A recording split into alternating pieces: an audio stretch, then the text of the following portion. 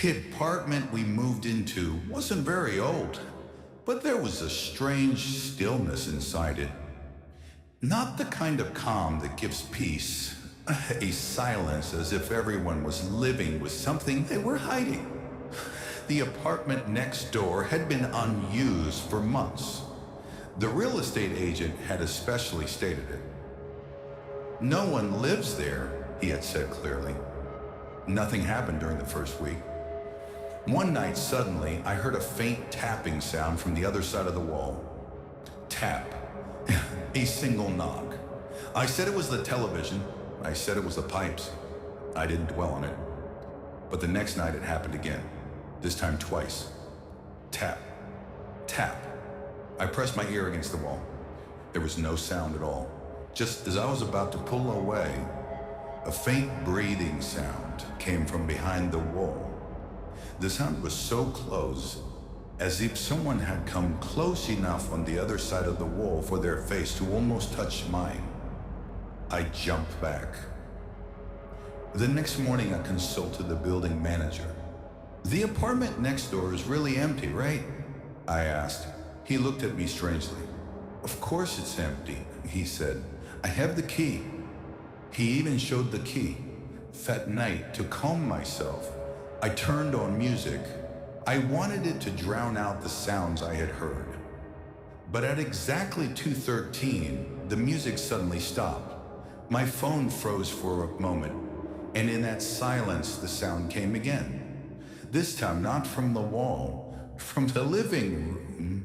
A slow, dragging sound, as if something was being pulled across the carpet. My heart was beating so fast I thought it would be heard outside. I was sure I had locked the door. All the windows were tightly closed. I shouldn't have gone into the living room, but sometimes a person wants to see what fear really is. I slowly opened the door. The living room was pitch dark.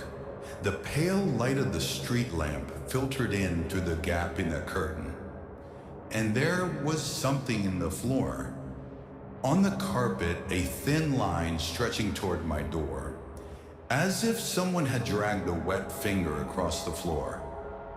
The thin mark extended from the living room and ended right in front of my bedroom door. A voice came from behind me, from inside the wall. Very clear. We switched places. I froze. Slowly, I looked at the wall.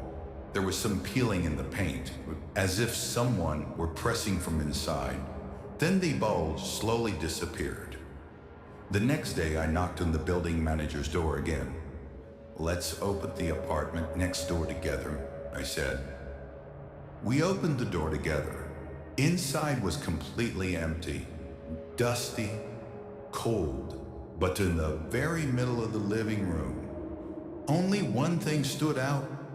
A thin line stretching across the floor. The mark started from the door and went straight to the wall. And that wall was aligned with the wall of my living room. That night I understood. The apartment next door was not empty.